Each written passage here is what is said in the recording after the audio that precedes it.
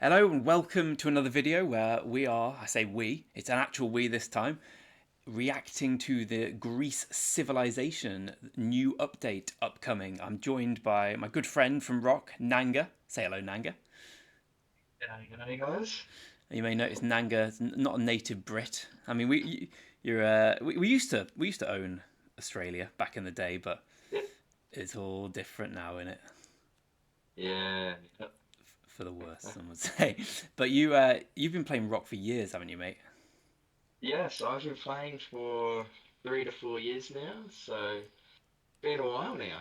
Yeah, I think you're the only person I've met who's got more accounts than me. Oh, yeah, I've got too many to count. Too many. And Um, what's your main in at the moment? Is it a big my main season? is in 1658, so been there since the start, Oh but I've God, had many really? accounts beforehand. Yeah, yeah, I've been there since the creation. And I've made many accounts beforehand, but just abandoned them. Yeah, I used to do Yeah. that as well. I always find it hard when you fight in an Imperium kingdom to I don't know find the strength of will to carry on. Sometimes Yeah. it gets frustrating. Anyway, I digress. The Greece civilization. What I was thinking we'd do, mate, is I just play the video in the background. We'll listen to that and we'll comment on the relevant bits. Yep. All right. Too easy. Perfect. There we go. Greece civilization. Thanks to Rock. Greetings, governors or Yasu. Welcome back to another exciting update video. Please don't butcher the Greek language. I have, haven't I? But I thought I'd learn a thing or two now that I've got this new outfit. Please tell the governors what this costume is all about. Right, let me reintroduce myself. I'm Johnny, your friendly neighborhood Poseidon, the divine ruler of the seven seas and a master of all things exciting and epic in this realm that is Rise of Kingdoms. Hey governors, I'm a goose. You maybe say all that, you're just a goose. As our mighty Poseidon you just mentioned, we have a lot of exciting updates to talk about today. We'll delve into the highly anticipated Greek civilization, related events, new commanders, new season of conquest story, optimizations on armaments, and much more. Let's ride the waves, Pame. I swear to Athena, if you ever butcher another Greek word. Sparta will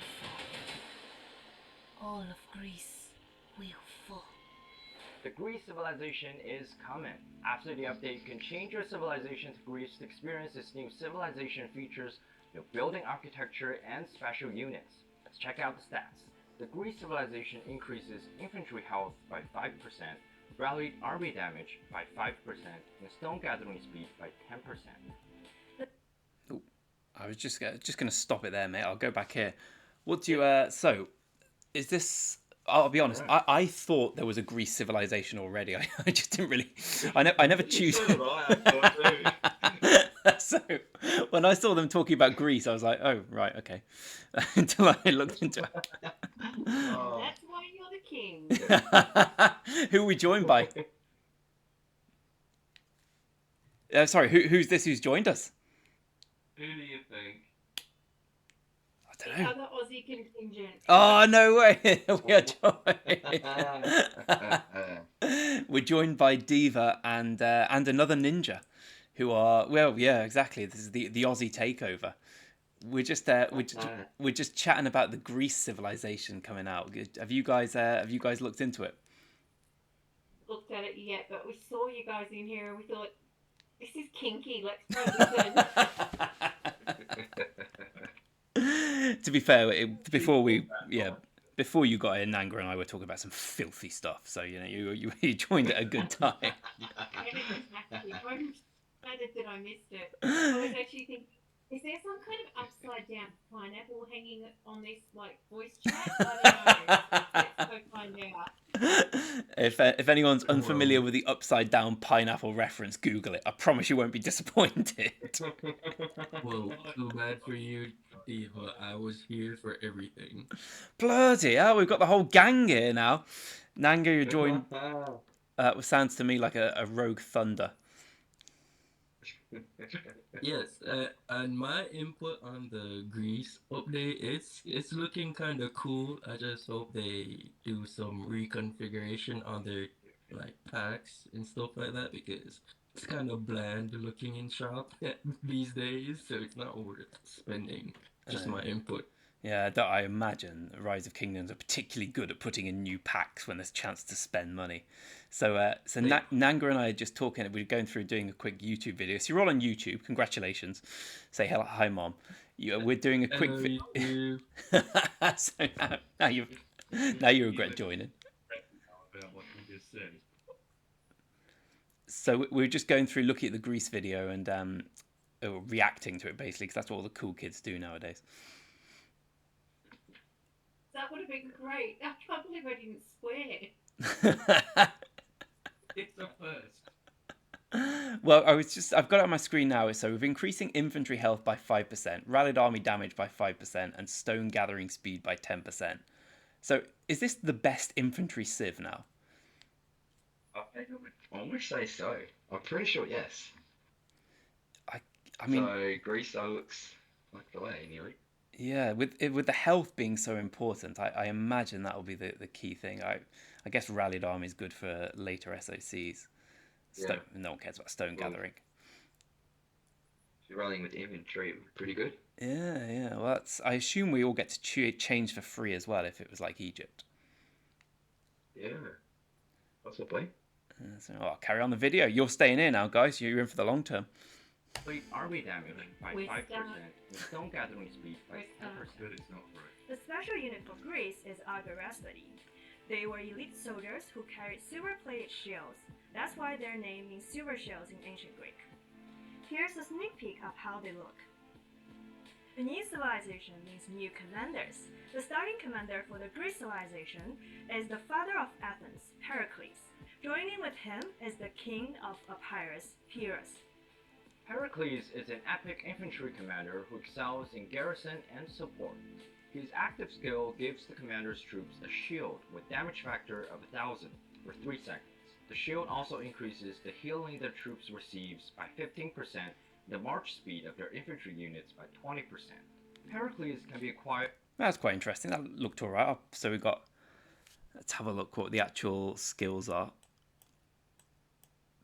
If I can. So the base is gains a shield for 3 seconds, damage factor 1000, and it gets healing and march speed.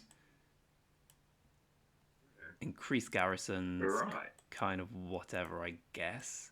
Infantry units get 10% increased attack and 10% increased defense. Is that better than Sun Tzu? Actually, can't remember. No, I mean I think it's Possibly good. I think it's if I'm not not sure. I don't know. if not better, certainly comparable. And the Yeah. what's the final? I mean, with his healing, with his skills, it does put Sun Tzu in second place. Yeah, I because think you're right. Richard will be able to like do some massive eels, if paired with him. Oh yeah, that's gonna be a tank. Yeah, especially for KVK1, because I'm assuming this is, well, of course, it's the starter commander.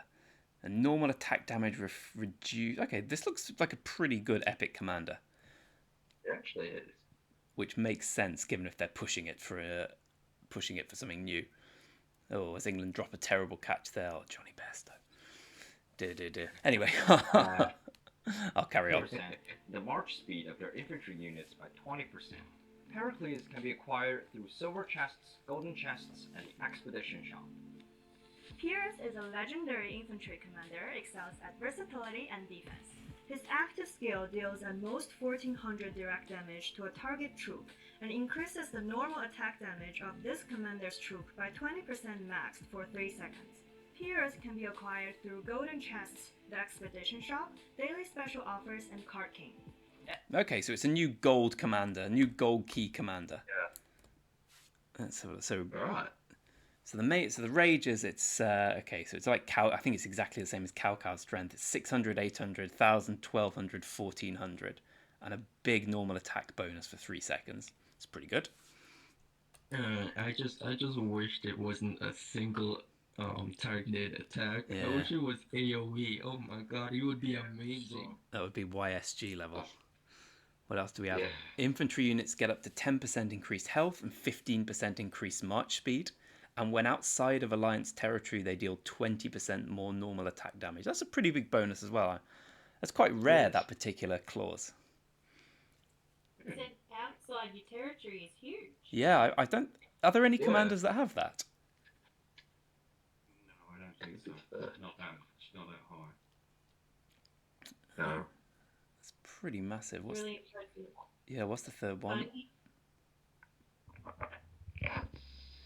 Infantry units led by this commander gain 20% increased attack while on the map. Whenever this troop launches an attack, it has a 10% chance to gain a shield for 3 seconds. Okay, it's pretty good as well. And finally, the commander's troop takes 20% less skill damage, and if it has a shield active, their troop deals 10% more damage. This guy seems brilliant. For a gold key, he's actually sounding pretty darn good. I Yeah. won't lie. Is he a garrison? Does he have garrison lead as well? Infantry versatility and defense. Yeah. I'd trade that versatility for Yeah, I garrison, bet. honestly. Yeah, I'm pretty sure a lot of people would. Oh, is that a wicket?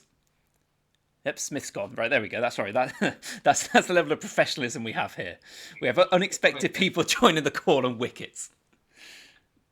Sorry, Aussies. What, You're up with a We got grip cry on now. everyone.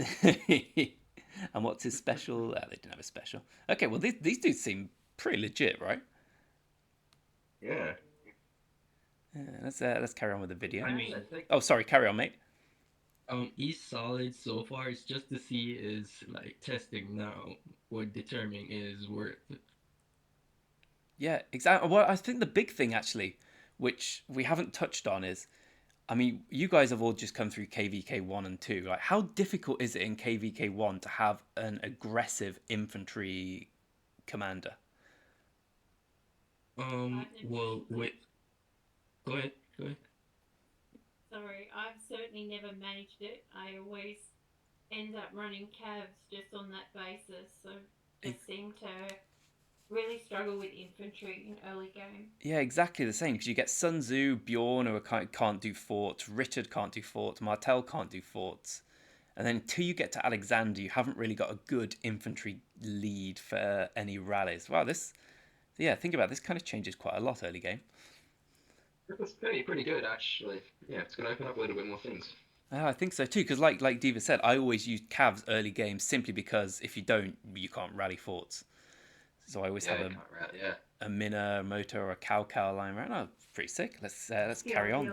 And let's take a look at some of the Greece event series.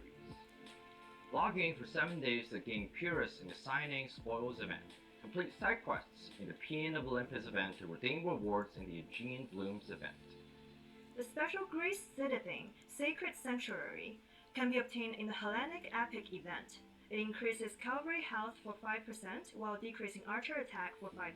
I'm just going to stop there and say, isn't that a bit weird? That it's all about infantry, and then we get a cav health boost. Yeah, I was just going to say that. That's kind Creative, though. Yeah, it's not bad. For archer. Yeah, it's not bad at all. It's quite good early game as well, because you get a cav defense one, don't you? But you don't get cav health, which is obviously better. But yeah, it doesn't quite tally. Anyway, sorry. Carry on video. We also have a special community event prepared for all the creative governors. Share any original content created by you which are related to this update to win exclusive Leonidas statue. A new season of Conquest Story, Storm of Stratagems, is coming to Rise of Kingdoms, and you will have the chance to take part in the Pioneer event. Introducing new kingdom classes and free team-up features, registered kingdoms will be divided into S, A, B, C, or D class based on power. Kingdoms can team up before entering the Lost Kingdom. In a new stratagem system, you can equip a variety of stratagems with permanent buffs for you and your troops. You can select from 5 different stratagem folios with different combinations of stratagem slots. There are 3 types of stratagems to choose from: leadership, warfare, and support. Stratagems must be equipped to a slot that matches their type. Mix and match to fit your playstyle. Earn stratagem points through Bastion quests to change equipped stratagems. In addition, you will be able to turn your Alliance flags into Alliance arrow towers. Arrow towers will automatically attack non-allied cities within range, reducing war durability without causing casualties to garrison troops. Whenever your coalition is targeted by an enemy rallied army, you can launch a counter rally against them. A counter-rally army will immediately set out once it has reached its troop capacity and all participating troops have arrived. And it's time to talk about the armament transmutation. Well, I'll leave it to you guys, Nanga, Diva, and Ninja here. That seems pretty big in terms of an update. It's amazing. Like the counter rally Oh, stuff's pretty yeah. huge. That counter rally, yeah, that is amazing and huge. Because I get, like, I hate the counter rallies because it's like they rally, you've got to click instantly, hope that your defense lasts long enough to let you launch a rally. That's pretty amazing. Yeah, that's big. Like that comes in. Yeah, very much so. Counter rallies will be so good. What do you think about the Archer Tower as well? I think that's quite a good idea. It sort of I mean, with it being implemented, I think it's even better now because normally when you're going against another alliance, you just watch your flags being burnt and nothing can happen. With it being have this self-defense mechanism being added, it's quite amazing to be honest. Yeah, I like that. I like the stratagem as well. It seems I've just been playing Civilization 6 for the first time in a long time. It's basically lifted from there, but I like the idea of it actually being tailored to what you want to do rather than just a one-size-fits-all policy. Yeah. I wonder what that will do. It sounds like an interesting game mode. I wonder if my kingdom will actually sign up, because it sounds like a thing that we'll probably actually do. So if we do sign up, I'll let you guys know how it goes. Yeah, please do. I'd love to see that. What were you saying, Ninja? Sorry, mate. I was just about to say, I wonder what that will do in terms of kill points during KVK, for argument's sake. So when someone's trying to burn your flags, or your centre fortress, or even attacking someone's city that's off territory, if you reinforce, does that mean you stand a fair chance of getting additional kills? That's a good point, actually. It said that you didn't get counterattacked, but I don't know. That's a very good point. This is all quite exciting. This is far more exciting than I thought it would be. I thought it would just be a bog standard commander, bog standard gold key trash commander, and nothing else. But my question is that if there's no one in the flag, right? Will it attack automatically, or there has to be reinforcements for it to be implemented? Excellent question. Good point. Yeah. Oh, it'd be so great if they didn't have to have reinforcements. That'd be wonderful. It would actually. I like the idea of defense. It also makes attacking opponent flags a bit more risky because it's a bit easier. Like, unless you're having massive flag battles, it's a bit like clearing it off when they go to bed. Yeah. Maybe that's why they're thinking about doing it, because we've seen ourselves, KBK, you've got a certain, you'll have a kingdom, and that kingdom could be from one time zone. They're up and running around, and then all of a sudden they go to sleep, and of course because they're asleep, the other kingdoms are like, right, we know they're asleep at the moment. Blast away a few of the flags and stuff like that. So maybe that's the logic behind that, is to counter that kind of strategy that people have been using. It's a really good point. Kingdom. True. Because we fought against the Vietnamese kingdom in KVK2, and basically we had, for a few days, we had exactly that pattern. Like, they'd build flags during their day when they were on, and they'd beat us because they were here and we weren't. At night they'd go to bed, we'd knock down their flags, they'd come back the next day. We kind of never actually fought head on. So it's interesting to see. Well, the one thing I was really excited about was the armament transmutation thing, which I imagine will be an expensive addition to the game. But I know nothing about it apart from that it's here. Let's hear how they introduce it. Function. Transmuting an armament randomizes attributes without changing description. You can lock one or two attributes to prevent randomization. The number of attributes you've locked will affect the number of transmutation stones needed. You can acquire transmutation stones through the armament shop and events. Preview the new attributes before finishing transmuting. You may choose to revert back to the old attributes or keep the new ones. Tap Replace to override the armament's old attributes. This feature is only available for inscribed legendary armaments, and each armament can only be transmuted up to 10 times. Before we Right, it seemed really good until that last bit. So it's transcribed legendary armaments only. Yeah, alright. Still better than nothing. So I mean, Yeah. it's more like a reprisal system.